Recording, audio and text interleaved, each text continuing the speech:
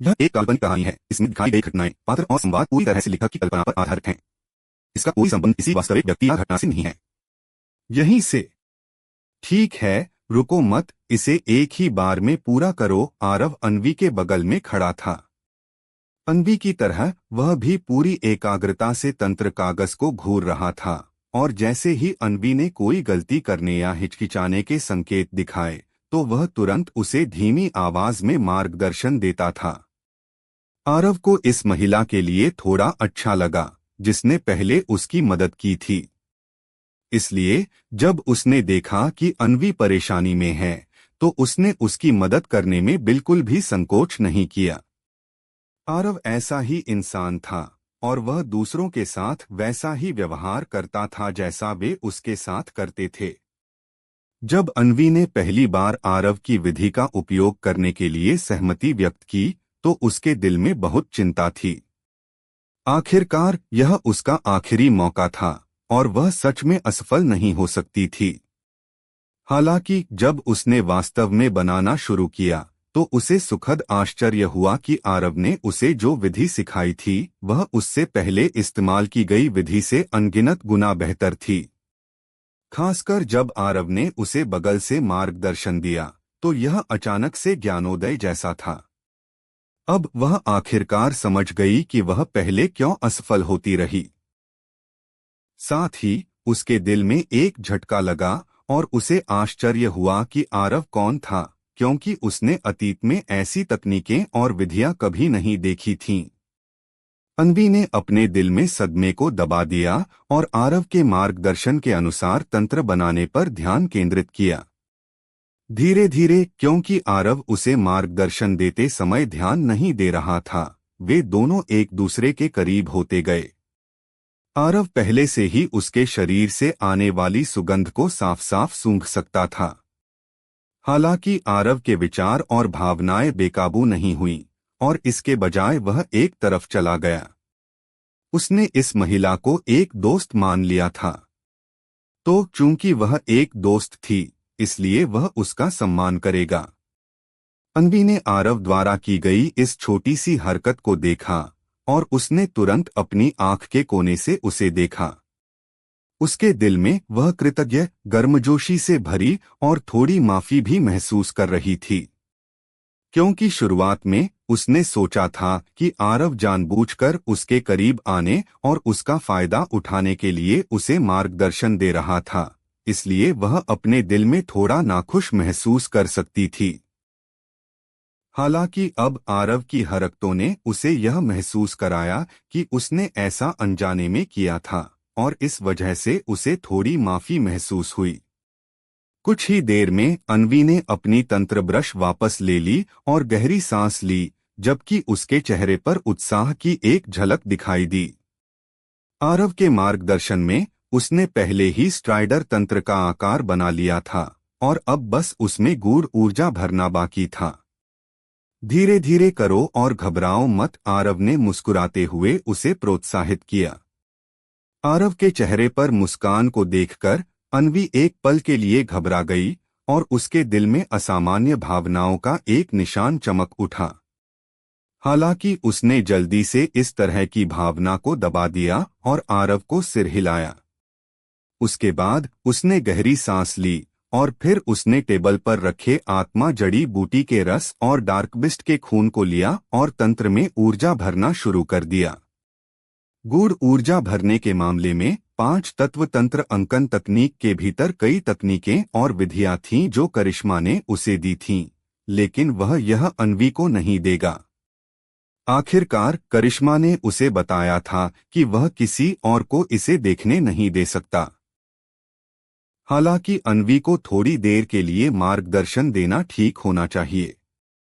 हर रात की कहानी, हर दिन का धमाका, सिर्फ स्टोरी हंगामा पर। तो अभी सब्सक्राइब करें और बेल आइकन दबाएं, क्योंकि अगली कहानी आप मिस ना कर पाए।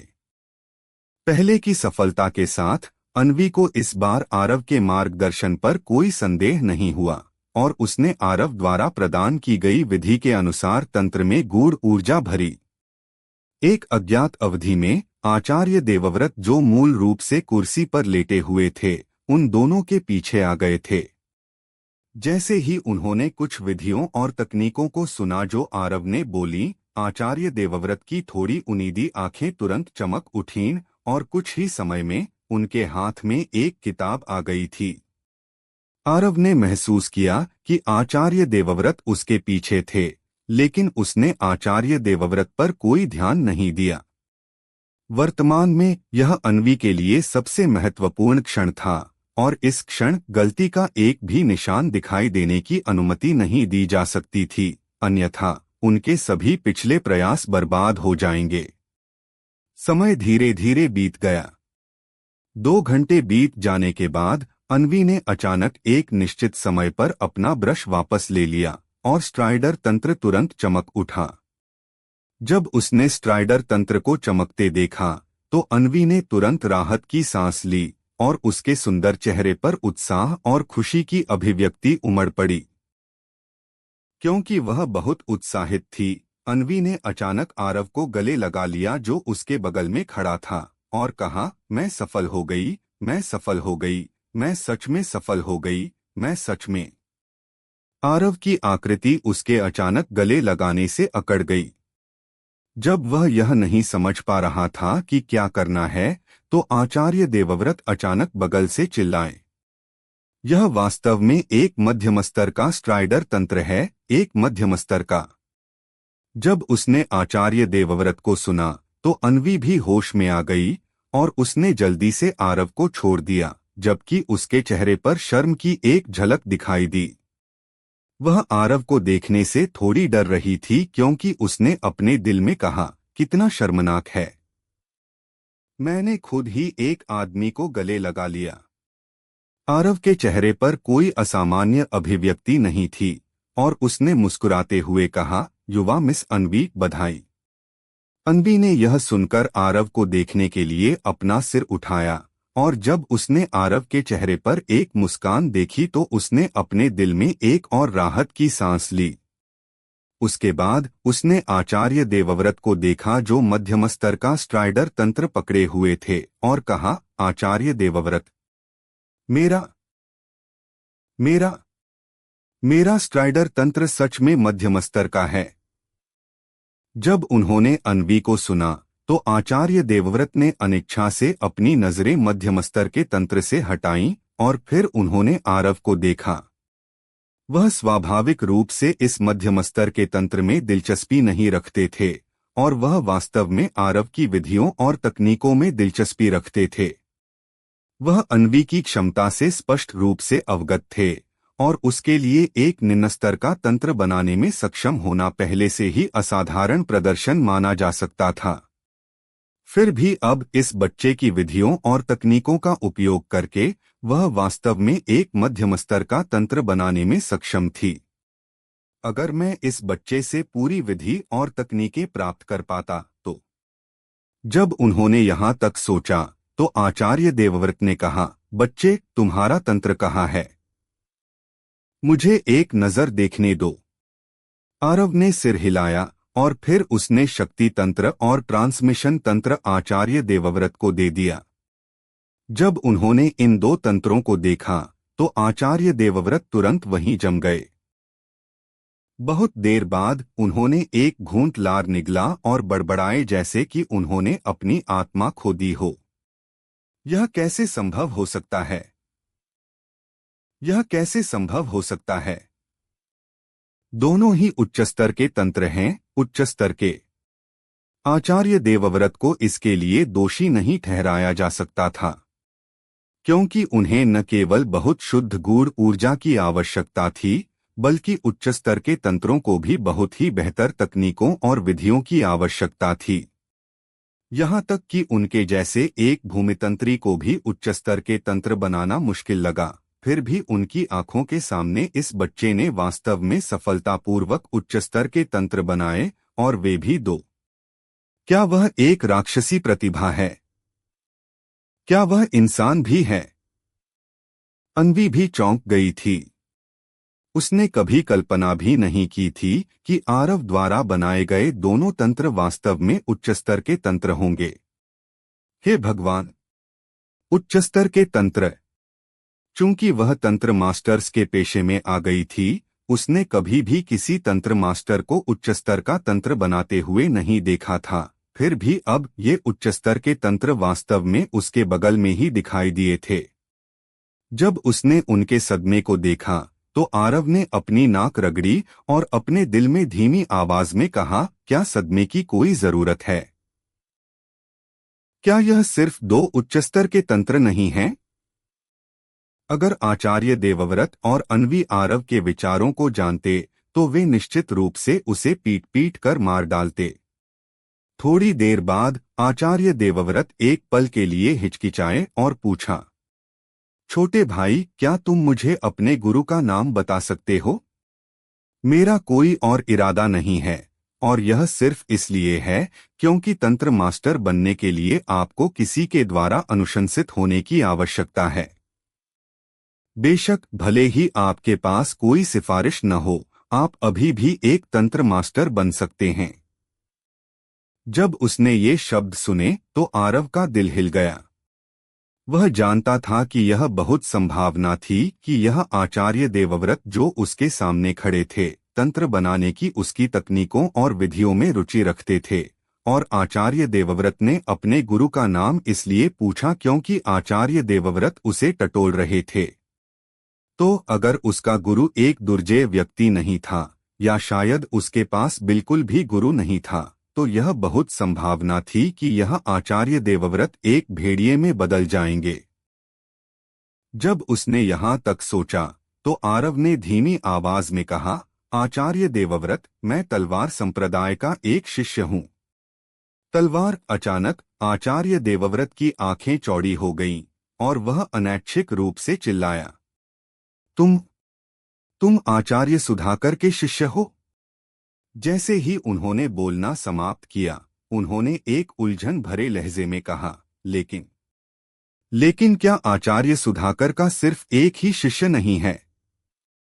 मैंने अतीत में उनके शिष्य को दूर से देखा था। उनके शिष्य का नाम क्या था? आरव की पलकें फड़फड़ाई और वह जानता था कि आचार्य देवव्रत उसे फिर से टटोल रहे थे, इसलिए उसने तुरंत एक शांत तरीके से कहा, करिश्मा मेरी वरिष्ठ बहन है।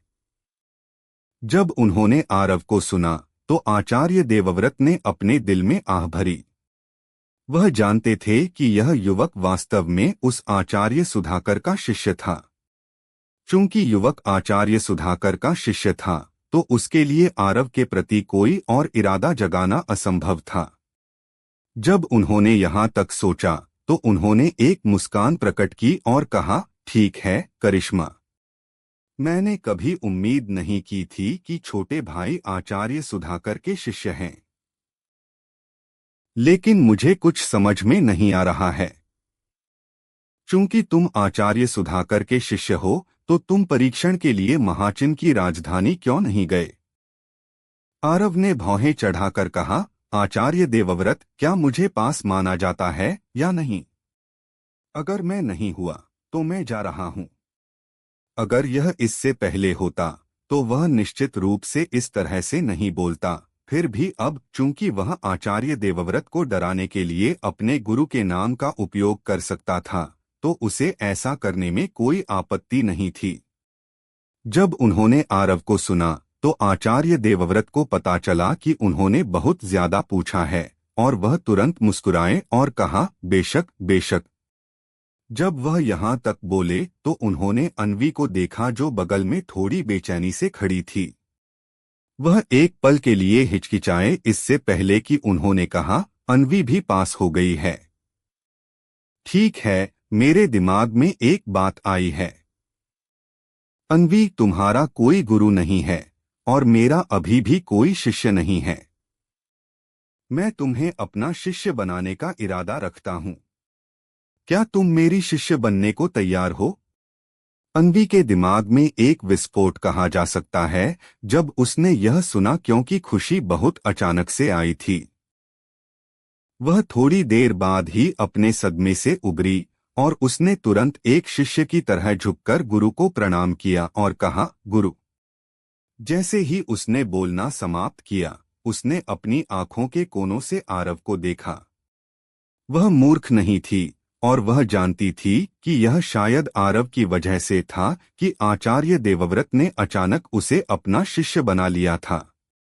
हालांकि उसे कोई आपत्ति नहीं थी, क्योंकि आज से उसके शौरन वंश के सामने आने वाला खतरा ही नहीं, वह तंत्र की कला में मार्गदर्शन भी प्राप्त करेगी।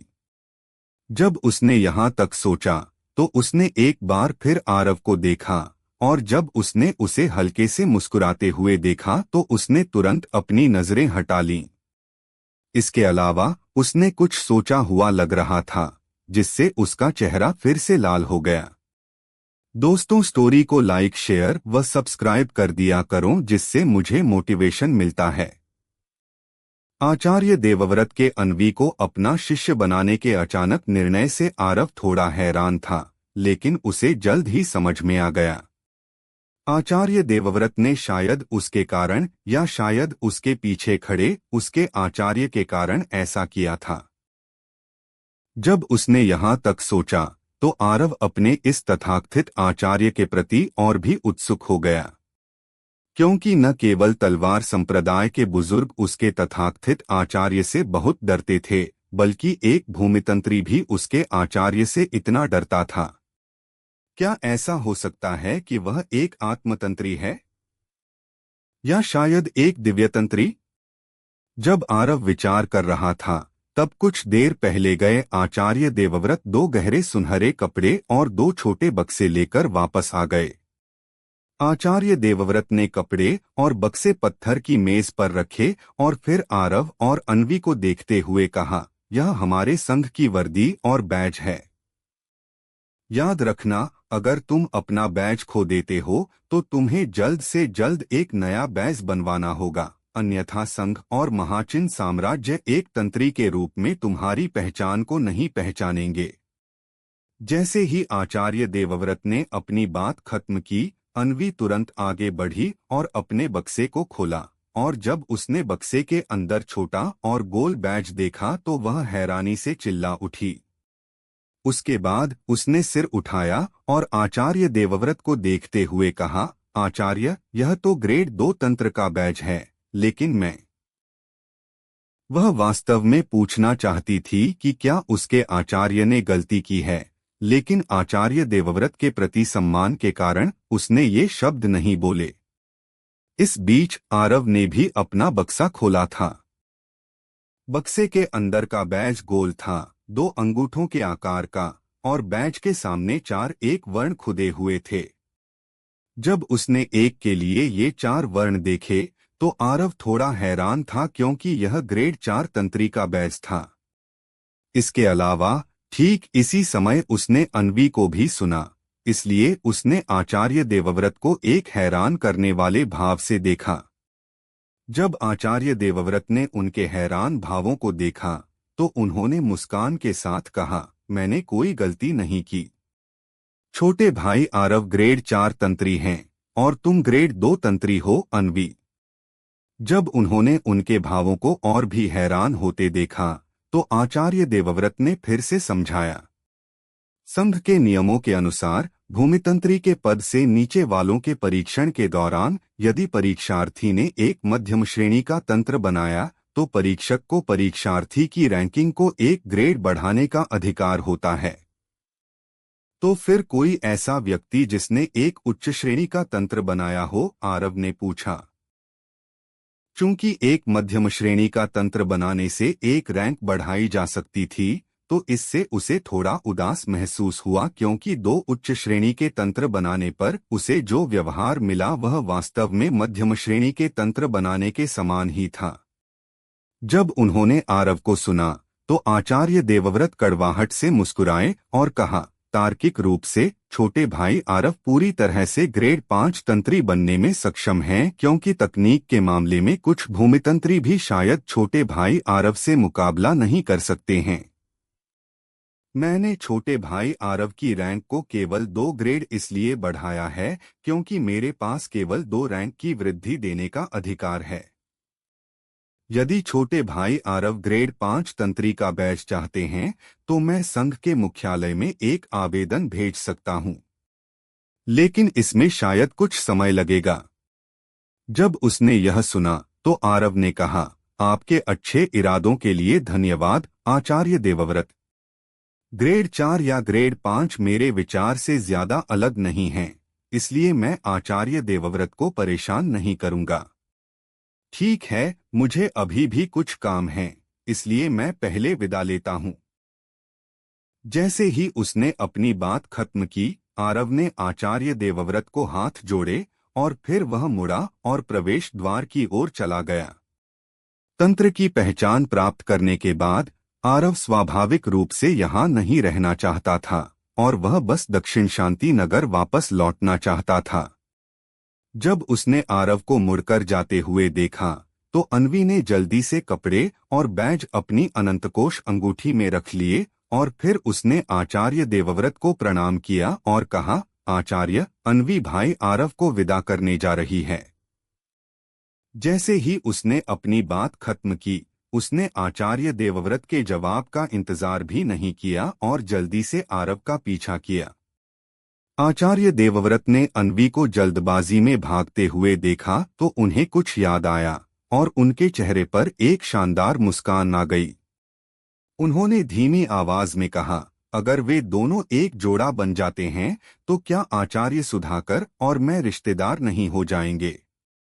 अगर मैं आचार्य सुधाकर के साथ संबंध बना पाता हूं तो भविष्य में मेरे लिए मुख्यालय में प्रवेश करना कितना आसान होगा। जब वह यहाँ तक बोले तो आचार्य देवव्रत की मुस्कान और भी शानदार हो गई। वह बहुत देर तक वहीं हंसते रहे, इससे पहले कि उन्हें कुछ याद आया और उन्होंने अचानक अपने दाहिने हाथ से अपने सिर पर मारा। वह जल्दी से बाहर भागे और भागते हुए बोले, आचार्य सुधाकर का शिष्य इस शाखा में दिखाई दिया है, इसलिए मुझे जल्दी से इसकी खबर मुख्यालय को भेजनी होगी। आचार्य सुधाकर शायद तलवार संप्रदाय में वापस जाने के लिए मुख्यालय से नहीं निकले हैं। प्रवेश द्वार के बाहर अन्वी ने आरव का पीछा किया, जबकि आरव ने उसे अपना पीछा करते हुए देखकर थोड़ा असहाय महसूस किया। हालांकि वह वास्तव में दक्षिण शांति नगर वापस जाना चाहता था, लेकिन जब उसने उसका पीछा किया तो उसके लिए बस मुड़कर जाना अच्छा नहीं था। युवा युवती अन्वी, क्या आपको कुछ चाहिए? आरव ने पूछा। अन्वी ने आरव को प्रणाम किया और फिर उसने एक गंभीर भाव से कहा, भाई आरव, हर चीज के लिए धन्यवाद। अगर आरव नहीं होता तो आचार्य देवव्रत द्वारा शिष्य के रूप में लिए जाने की तो बात ही छोड़िए, यह बहुत संभव था कि वह परीक्षण में भी असफल हो गई होती। इसलिए वह वास्तव में आरव के प्रति कृतज्ञ महसूस कर रही थी। युवा युवती अन्वी, इसकी कोई जरूरत नहीं है। यह कुछ भी नहीं था। इसके अलावा अगर युवा युवती अन्वी ने मुझे पहले अंदर आने में मदद नहीं की होती तो परीक्षण देने की तो बात ही छोड़िए, मैं अंदर भी नहीं आ पाता, आरव ने मुस्कान के साथ कहा। आरव की राय में यह सब वास्तव में एक तुच्छ बात थी। बेशक ऐसा इसलिए था क्योंकि उसका अन्वी के प्रति अच्छा प्रभाव था कि उसने यह सब किया था। अन्वी ने सिर हिलाया और गंभीरता से कहा, हो सकता है कि पहले भाई आरव का मार्गदर्शन भाई आरव के लिए कुछ भी नहीं था, लेकिन यह पुनर्जन्म की कृपा जैसा था। ठीक है भाई आरव, आप मुझे भविष्य में अन्वी कह सकते हैं। युवा युवती अन्वी कहकर संबोधित करना काफी दूर लगता है। अन्वी को बहुत स्पष्ट रूप से पता था कि आरव ने उसे पहले जो तरीके और तकनीकें सिखाई थीं, वे कितनी कीमती थीं, और यह इस तथ्य से स्पष्ट था कि उसके आचार्य ने सारी शर्म को नजरअंदाज करके उसे एक नोटबुक के साथ रिकॉर्ड किया था। आरव ने समय निर्धारित करने के लिए अपना सिर उठाया और उसने देखा कि आसमान धीरे धीरे अंधेरा हो रहा था। इसलिए वह तुरंत बात करना जारी रखने के लिए अनिच्छुक महसूस किया और उसने कहा, युवती अन्वी, मुझे कुछ और काम हैं, इसलिए मैं पहले विदा लेता हूँ। जैसे ही उसने अपनी बात खत्म की, आरव तेज कदमों के साथ चला गया। एक तंत्री की पहचान प्राप्त करने के बाद आरव वास्तव में एक पल भी बर्बाद करने के लिए अनिच्छुक था। आखिरकार वह जितना देर करता, उसकी मां और छोटी बहन को उतना ही अधिक खतरा होता।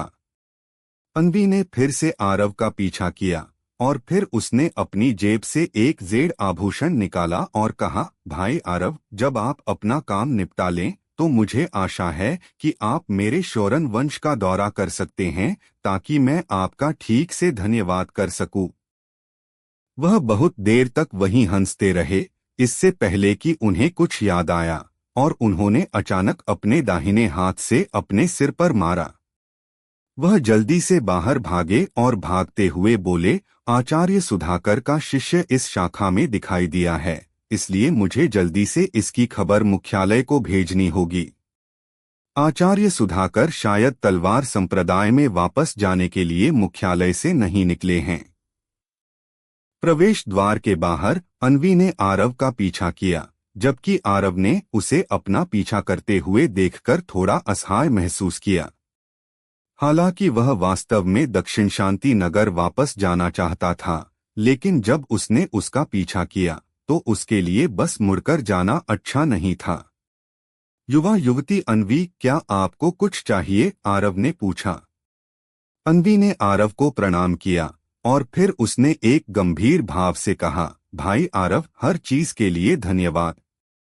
अगर आरव नहीं होता तो आचार्य देवव्रत द्वारा शिष्य के रूप में लिए जाने की तो बात ही छोड़िए, यह बहुत संभव था कि वह परीक्षण में भी असफल हो गई होती। इसलिए वह वास्तव में आरव के प्रति कृतज्ञ महसूस कर रही थी। युवा युवती अन्वी, इसकी कोई जरूरत नहीं है। यह कुछ भी नहीं था। इसके अलावा अगर युवा युवती अन्वी ने मुझे पहले अंदर आने में मदद नहीं की होती तो परीक्षण देने की तो बात ही छोड़िए, मैं अंदर भी नहीं आ पाता, आरव ने मुस्कान के साथ कहा। आरव की राय में यह सब वास्तव में एक तुच्छ बात थी। बेशक ऐसा इसलिए था क्योंकि उसका अन्वी के प्रति अच्छा प्रभाव था कि उसने यह सब किया था। अन्वी ने सिर हिलाया और गंभीरता से कहा, हो सकता है कि पहले भाई आरव का मार्गदर्शन भाई आरव के लिए कुछ भी नहीं था, लेकिन यह पुनर्जन्म की कृपा जैसा था। ठीक है भाई आरव, आप मुझे भविष्य में अन्वी कह सकते हैं। युवा युवती अन्वी कहकर संबोधित करना काफी दूर लगता है।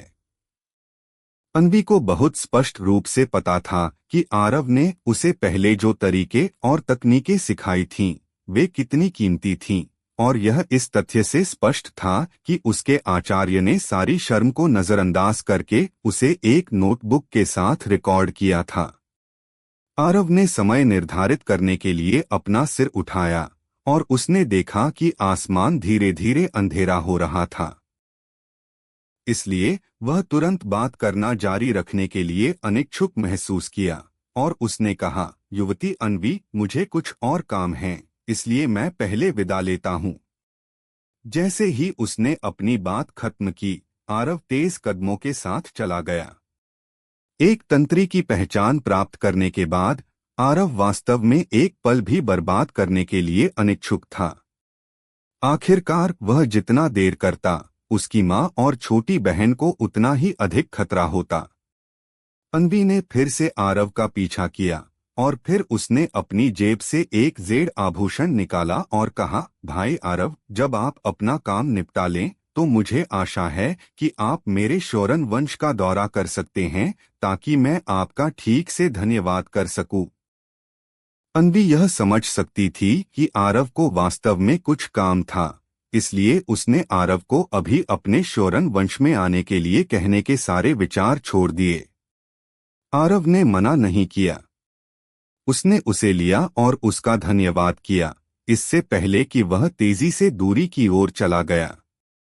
हालांकि उसने अभी 2 कदम भी नहीं उठाए थे कि उसे अरविंद ने रोक दिया, जो पहले प्रवेश द्वार की रखवाली कर रहा था। लड़के, क्या तुम नियम नहीं जानते हो? अरविंद ने अपनी भौहें उठाते हुए कहा। नियम? आरव ने यह सवाल पूछते हुए भौहें सिकोड़ी। वह अभी अभी तंत्र संघ में आया था तो उसे किसी भी नियम के बारे में कैसे पता हो सकता है। जब उसने आरव को सुना तो अरविंद ने उपहास किया और कहा, लड़के, क्या तुमने प्रवेश शुल्क और जाने के शुल्क के बारे में नहीं सुना है? तुम्हें प्रवेश करने के लिए शुल्क देना होता है, इसलिए तुम्हें स्वाभाविक रूप से जाने पर भी शुल्क देना होगा। अपनी सांस बर्बाद मत करो, इसे जल्दी से दे दो। हालांकि अन्वी अभी भी बगल में थी, उसे बिल्कुल भी डर नहीं था। आखिरकार वह तंत्र संघ से संबंधित था, इसलिए शौरन वंश उसके साथ दुश्मनी नहीं करेगा। बेशक अगर अन्वी परीक्षण पास करने में सफल हो जाती और एक तंत्र बन जाती तो वह बिल्कुल भी अन्वी को नाराज नहीं करता। लेकिन दुर्भाग्य से अन्वी सफल नहीं हुई थी। अरविंद ने इस तरह सोचा। उसने ऐसा क्यों सोचा? क्योंकि सभी तंत्री जो परीक्षण पास कर लेते थे वे संघ से निकलते समय तंत्र की वर्दी और तंत्र का बैच पहनते थे। वास्तव में उसकी सोच गलत नहीं थी, लेकिन इस बार एक अप्रत्याशित घटना हुई थी। चूंकि उसे घर पर काम था, आरव का कपड़े बदलने का कोई मूड नहीं था। दूसरी ओर आरव को विदा करने के लिए अन्वी ने भी अपने कपड़े नहीं बदले थे और बैज भी नहीं लगाया था। इसलिए उस युवक ने सोचा कि वे दोनों असफल हो गए थे। जब उसने अरविंद को सुना तो आरव की आंखें सिकुड़ गईं और उसने कहा, क्या ये तंत्र संघ के नियम हैं या तुम्हारे अपने नियम हैं? पहले अरविंद ने उसे अंदर जाने की अनुमति नहीं दी थी क्योंकि उसने अरविंद को कुछ नहीं दिया था। हालांकि आरव इससे अप्रसन्न था, लेकिन उसने इतने तुच्छ मामले का बदला लेने के बारे में कभी नहीं सोचा था। हालांकि उसने कभी उम्मीद नहीं की थी कि उसके सामने वाला यह आदमी वास्तव में उसके साथ फिर से परेशानी करने के लिए आया था, और इससे आरव थोड़ा क्रोधित हो गया। जब उसने आरव को सुना तो अरविंद की आंखों में एक ठंडी चमक चमकी और उसने एक भयानक लहजे में कहा, लड़के, यह चिंता मत करो कि यह किसका नियम है। मैं तुमसे केवल एक ही सवाल पूछूंगा, क्या तुम इसे देने जा रहे हो या नहीं? आरव अभी कुछ कहने ही वाला था कि अन्वी पहले ही उन दोनों के सामने आ चुकी थी। उसे कुछ भी पूछने की जरूरत नहीं थी, इससे पहले कि वह जानती थी कि क्या हुआ है, और उसने अपनी सांस बर्बाद नहीं की और युवक को 2 ऊर्जा पत्थर सौंप दिए, इससे पहले कि उसने कहा, मैं उसके लिए भुगतान करूंगी। जैसे ही उसने अपनी बात खत्म की, अन्वी आरव को देखने के लिए मुड़ी और उसने एक कोमल आवाज में कहा, बड़े भाई आरव, आप अपने काम निपटाने जाएं। ऐसे तुच्छ मामलों के लिए अपना समय बर्बाद करने की कोई जरूरत नहीं है। अपनी माँ और छोटी बहन के बारे में सोचते हुए आरव ने अपने दिल के गुस्से को दबा दिया और फिर उसने अन्वी को सिर हिलाया, इससे पहले कि वह मुड़ा और चला गया। ठीक जब आरव ने 2 कदम भी नहीं उठाए थे, अरविंद फिर से बोला, वहीं रुको। अब क्या होने वाला है आगे सुनते रहिए सर्वशक्तिमान हमारे चैनल स्टोरी हंगामा पर।